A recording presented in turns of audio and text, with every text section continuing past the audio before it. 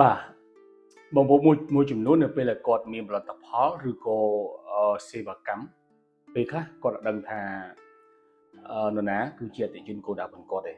គាត់ចេះតែលក់តែពេលតែប្រាស់តែម្ដងអញ្ចឹងនៅពេលអតិថិជនដែលគាត់ដឹងថាអតិថិជនទាំង5នេះវាពិតជាសំខាន់បាទវាពិតជាសំខាន់ហើយអ្នកទាំងនេះត្រូវកំណត់គោលដៅខ្លួនឯងថា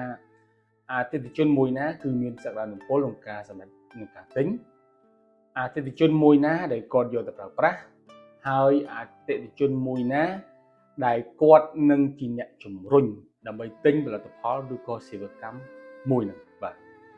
នេះគឺជាចំនួនអតិថិជនទាំង5ដែលខ្ញុំនឹងលម្អិតនិយាយមួយចំនួនតាក់ទងទៅនឹងការលក់ផលិតផលសម្រាប់ឆ្នាំថ្មីហើយក៏ជាបច្ចេកវិទ្យាថ្មីដែរបងប្អូនចំនួនទាំងអស់នេះនាពេលបច្ចុប្បន្ននេះគឺជាចំនួនមួយដែលយើងអាចនិយាយថារស់នៅក្នុង digital បាទរស់នៅក្នុង digital ចំនួនខ្លះមិនទាន់រស់ក្នុង digital ទេប៉ុន្តែបានកើតនៅក្នុងចំនួន digital នេះជារឿងមួយដែលយើងអាចនិយាយថាជា digital native ដើមកំណើតនៃ digital ឬក៏បច្ចេកវិទ្យា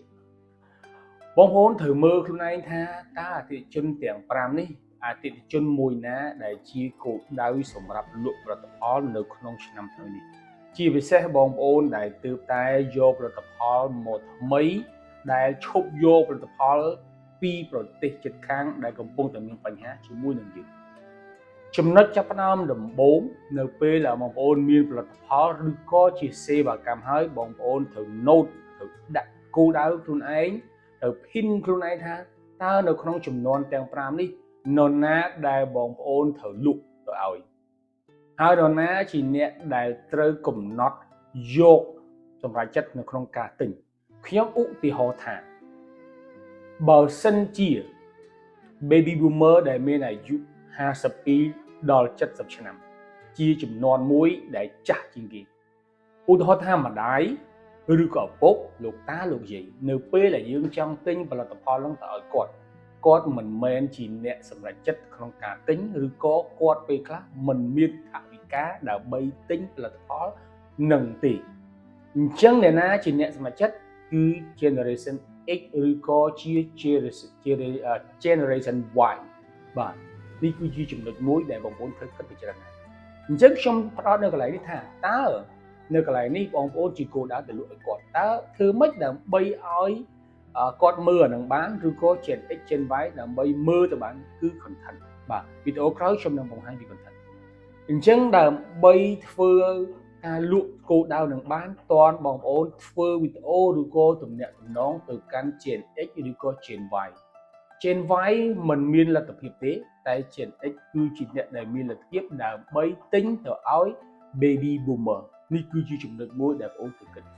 អញ្ចឹងអតិថិជនទាំង5នេះគឺជាចំណុចមួយដែលបងប្អូនត្រូវដាក់គោលដៅហើយបែងចែកទៅក្រុមការងារជាពិសេសទៅលើអ្នកផលិត content ហើយជាពិសេសជាអ្នកទៅលើផលិតវីដេអូបាទនេះគឺជាចំណុចចាប់ផ្ដើមមួយដែលខ្ញុំចង់ចែករំលែកអំពីចំណុចពិសេស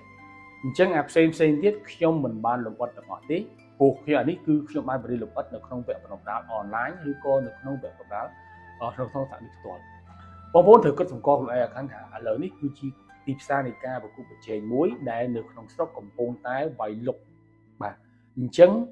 មួយរយៈនេះបងប្អូនបានដឹងហើយថានៅពេលដែលយើងមានសង្គ្រាមជាមួយប្រទេសជិតខាងអញ្ចឹងផលិតផលមួយចំនួនត្រូវដាច់ផ្លូវតែម្ដងអញ្ចឹងយើងត្រូវបង្កើតផលិតផលខ្លួនឯងផងឬក៏យកផលិតផលពីប្រទេសផ្សេងទៀតដើម្បីយកមកចាប់ផ្ដើមដោយការចាប់ផ្ដើមជាថ្មីដោយការសាងសង់ស្ពានថ្មីអញ្ចឹងបងប្អូនខ្ញុំត្រឡប់មកប្រធានបទនេះវិញបងប្អូនមើលនៅក្នុងអេក្រង់នេះបងប្អូនត្រូវមើលនៅក្នុងអតិថិជនទាំង5នេះបងប្អូនត្រូវមើលឲ្យច្បាស់ទី1 baby boomer អាយុ52ដល់7ទី2 Gen X ឬក៏ចំនួន X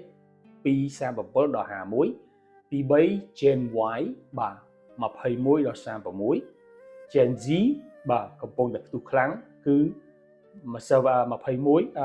7ដល់21ដល់21ចុងក្រោយគឺ Alpha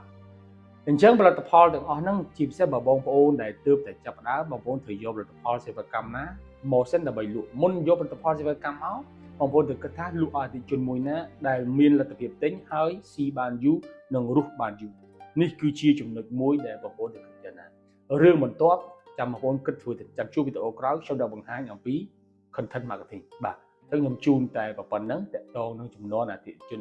ទាំង5នេះវាពិតជាសំខាន់បាទទី1ទី2ទី3ទី4ទី5មួយណាជាអ្នកមានលុយអញ្ចឹងបងប្អូនត្រូវគិតរឿងនេះសិនបាទអរគុណជួបគ្នាសម្រាប់វីដេអូក្រោយ